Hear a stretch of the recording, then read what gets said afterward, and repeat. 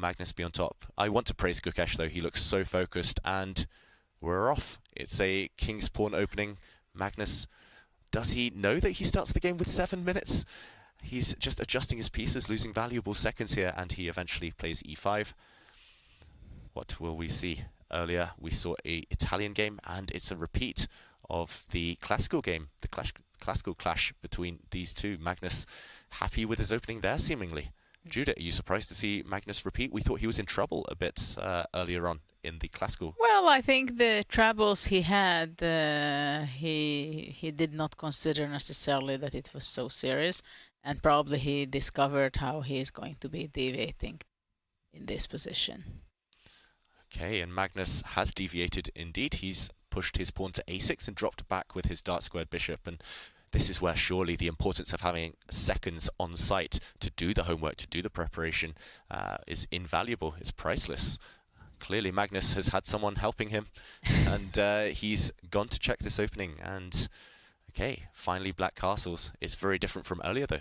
Well, at this point, for example, in this tournament, I think it is very important for the players to have a second, because for sure the seconds are going to be taking a look already during the game what kind of ideas they have for the Armageddon if they get to that point.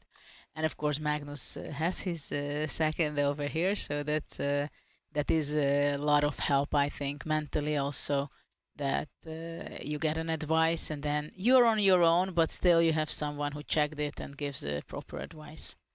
Yeah, and I was getting flashbacks, and I was thinking, I've seen this position before. And of course, it's very similar to one of Magnus's games against Wesley So. Yeah, the problem with the Italian game is I always get flashbacks, I always get deja vu, and then it turns out it's not this exact position I've seen before, it's just something that looks almost identical. And also, it's also pretty okay, I think, that he's repeating the same line, because it was very difficult for Magnus to create something that he can play for a win, right? But at this point, the draw and the victory is the same amount of point he can gain. So usually I don't think he's worried too much that he should be losing any of the game.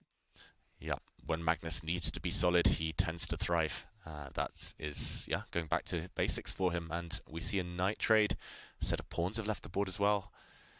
Who are these exchanges favoring, Judith? I thought black will be going to d8, but of course, as draw is enough, and maybe this is possible, because after rook b5, black would be going probably just rook fb8, and c6 would be unavoidable.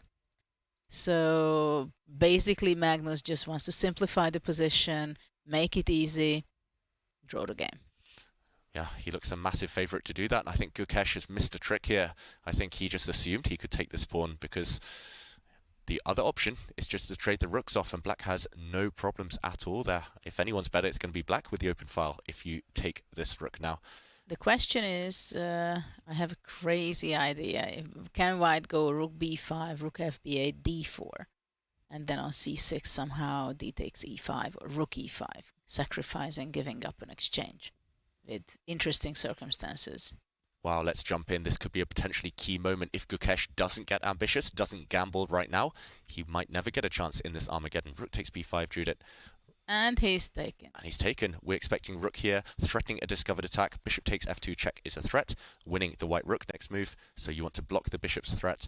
And after c6, something on e5, either pawn takes or rook takes. But Magnus played g5 instead first, Wow. and after bishop g3, probably he will be playing knight d7.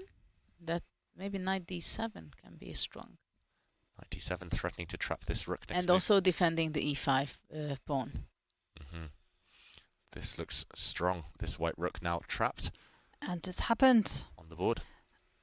And Gukesh striking out in the center now. Look at this. d4 on the board. He's going to give up the exchange. After pawn to c6, he's going to sacrifice here and take this pawn in the center. He's got 2 pawns for the exchange here. But look at this, what happens. He went f6 and now d5 is possible, or taking on e5, queen d5. So the rook maybe will save itself. But Gukesh decides to actually trade pawns in the middle. And it does look like the rook is going to be saved. But it has come at the cost of white locking in their own bishop. This one looks like great compensation for black as well. You mentioned it, Jovanka, this bishop locked in for white, this rook potentially locked in, even if it doesn't get trapped, even if it doesn't fall off the board. It's not necessarily greatly placed. And yeah, anything could still happen in this position. Magnus picking up the pace, only a minute down now. I think rook d5 should be the move to save the rook for the moment. I was also I agree with you, but I also wondered about c4, c5. If you're in a must-win situation. Yeah, I was also wondering of c4, and after c6 you would be capturing the bishop, I guess, takes, and c5, and this is what we see on the board. You're a prophet, Jovanka.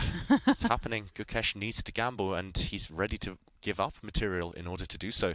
I thought it's not going to be enough for him, but I understand that he's going to this direction. Oh, he's so good. c4, that shows zero fear at all. We were talking about that earlier, the benefit of being a young player. You believe in all of your calculations. You never doubt.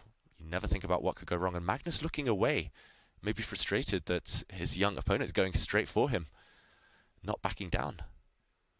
c5 is imminent, breaking this black pawn chain. If this pawn chain falls apart, white's minor pieces come in. I have also a little deja vu, like when Magnus played against Wesley Soda Armageddon. It's somehow a little similar, that Magnus had not such a good position, and then he was flashing out some very interesting moves with material down, and he was making magic. Yeah, and I'm not sure who's trying to work the magic here. Gukesh has given up his rook for black's bishop, and wow, Magnus' body language does not look positive. Suddenly white's won a second pawn. Level material. Who's better here and why? He's not exactly the most happy, I guess, Magnus, but I don't see what is really wrong with his position. Queen d6, rook d1. I mean, there is a certain harmony to black's position, and whereas white will be always pressured by the thought that his bishop on g3 is just trapped. Oh, and question mark for Magnus's last move. It looks like the evaluation bar thinks e5 white is can winning. be captured. I was... Oh, God. Knight takes pawn is possible here. Or bishop. Yeah, or bishop takes. Bishop takes or knight takes, I'm not sure. Bishop takes, there might have been rook takes f3, so knight takes on the board. This utilizes the fact that, wow, missed opportunity according to the computer, but this looks clever. If everything is captured, then later on there would have been a nasty queen check on c4. Magnus instantly reacts with rook to a2. Was this a trap? Has he tricked Gukesh? Well, queen c4 is still possible, having a lot of pawns for white, 3 pawns for an exchange. Yeah, but there's something happening on f2. We had Maurice. Whoa, Gukesh has given up his queen.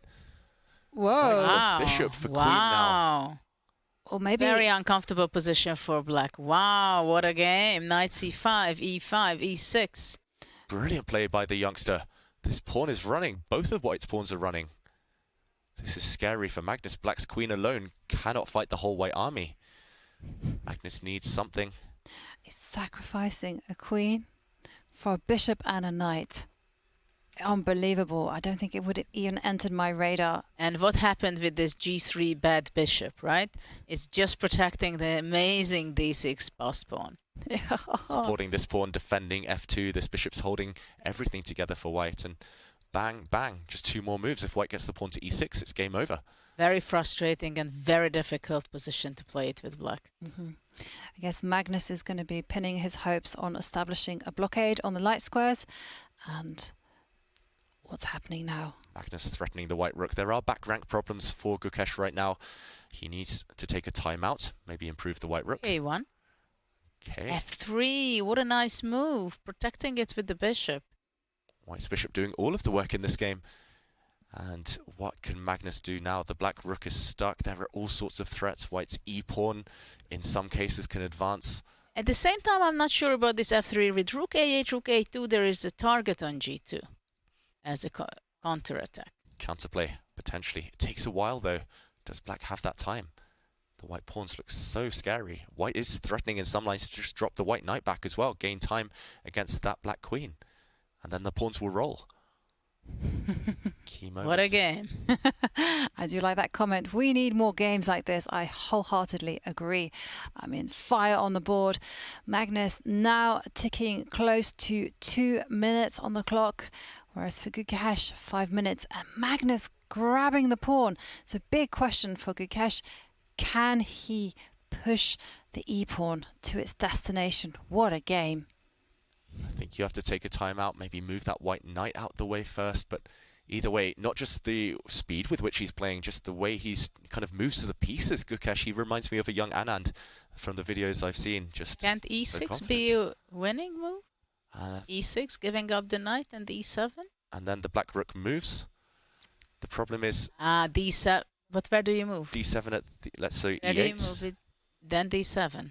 And then there's a And queen queen check d4. at the Sorry, end. queen d4. So white cannot push yet. Wow, h3, taking a Yeah, time I out. like that. I had this in mind. King go to h2. No rush. No need to rush. And Magnus is going for your plan, Judith. He needs counterplay. That's the only way to do it, right? I would go knight g4 somehow, so to try to push e6, though after that king e6 comes already. White can go wrong easily. Both sides can go wrong. Magnus under 2 minutes, but he gains increment in 7 moves time. The white knight needs to get out of the way for the pawns to roll. It's a race. I don't believe that Magnus can create enough counterplay if white is accurate, but how to be accurate with only a few minutes on your clock? So many tempting moves. White knight has to retreat, surely. That looks like step 1. Yeah, but the question is where, because wherever you're going to be retreating here, knight king e6 will be positioning itself, maybe knight e4 with the idea of bishop f2 and knight c5. But I also understand this decision to play d7 because he's very much afraid that rook a2 is coming. Is it time to give a check to the king, centralize the queen? Yep, the black queens can centralize. You can maybe make an argument for blockading with the black king as well. Lots of options here for Magnus. 1.5 minutes now, though. Such a hard position to defend. Extremely dangerous. Follows your advice, Ivanka. That's a check. Queens are best in the center of the board. Yeah. Will white drop the bishop back to block or just hide his king? He hides the king.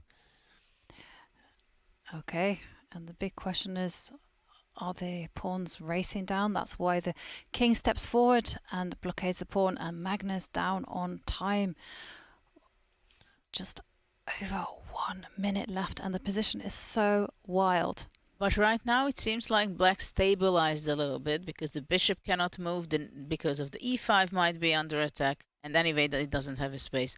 The knight cannot move now, which is very important because the d7 pawn is under attack, so it's not so easy for white to continue. Rook c1 maybe to attack. It's very difficult to make the right move, I believe. Magnus taking a sip of his water there. I'm getting flashbacks as well. When Gukesh beat Magnus in the Norway Chess Blitz just a few days ago, that was also a crazy material imbalance. That was a queen for knight and 2 pawns. And here it's like queen for bishop, knight and 2 pawns. It's crazy how that game is being mirrored right now. And okay, indecision there. Hesitation from Gukesh. What's he going to do? It feels like he's going to move his rook.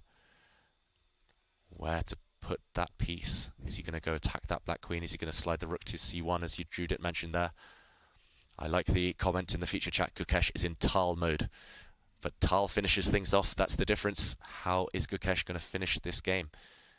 He needs to get that win, remember. A draw not sufficient. Rook c1 met calmly by c5. Black's got a pass pawn as well. Some source of counterplay. Rook b1 trying to get to b6. Yeah, and then the black pawn will roll. So complicated. Yeah, the pressure is on, and Gukesh now ticking to under 1 minute and 40 seconds. Is the time to kind of step back with the knight and pin all hopes on the e-pawn, because white's rook is just not joining in the action. He does indeed step back with the knight, but now the d-pawn drops. You feel that that was white's pride and joy, really. But maybe it needed to be done. I like actually this move from the perspective that bishop f2 after rook c5 will be very strong. But of course it's a shame that the d7 pass pawn is gone. Oh, and Magnus not actually capturing that it. pawn. Oh, he means business, and instead pushing the pawn to c4. Wow. But now rook d2, rook c2, then rook a1, right? If the rook slides up, then black can actually get back down behind on white's first rank with rook a1 and queen g1 ideas. Okay, knight d6, he's jumping in. Can Magnus keep his pawn alive, or is it time finally to capture that scary white d-pawn? Look at Gukesh kind of taking that peek up at the screen now. He's getting 1 second increment in a few moves time. Both players under the 1 minute mark. No way back from here. It's going to be eternal time trouble. I think I would just take that pawn. Too scary. No, Magnus is in a confident mood. I think he's going to push the pawn on c3. Then knight b5, maybe? Oh, you're right, Jovanka. Or back. And now it comes back. Maybe that pawn's life was short-lived after all. And rook d3 is threatening. Big threat. Magnus So, has to move his king. Okay, one will be a blunder. What is he? Oh, okay. I thought he was going to put his king on a bad square there. He retreats out of the way of any knight checks. Rook c6, very powerful. Still threats on the board. Magnus moving his queen away. And black is on the verge of going on a counterattack. But whoa, the evaluation bar leaps up. There is now a win for Gukesh. Apparently e6 is a winning move right now, pushing the white pawn, and black's And king bishop is, e5. yeah, black's king is caught in the crossfire. Oh, that would have been a mating net, but he misses it, Gukesh. Black queen comes back now, but he's still putting the pressure on, still threats. Rook d2 threatened now, pinning that black queen to its king. Magnus, less than 10 seconds, less than 5 seconds. Oh, getting a 1 second increment. That is nothing. You feel that maybe that was the one moment that Gukesh could have cashed in, and suddenly he's repeating with this bishop, the black rook getting behind counterplay, the white king not safe. You see the relief of Magnus? Look at the body language. That, for the moment, I'm in safety. But he only has 3 seconds left on the clock and Well, only gets a 1 second increment. But on the board. Well, there's not just the board though. Bishop, Check. check. But now the other white pawn has disappeared. All of white's winning chances are falling with the fall of his pawns. And, okay, a bunch of quick moves. Oops, Gukesh, though, has put his gone. knight Knight on a is blue gone. square. Wow. Blunder the knight on e6.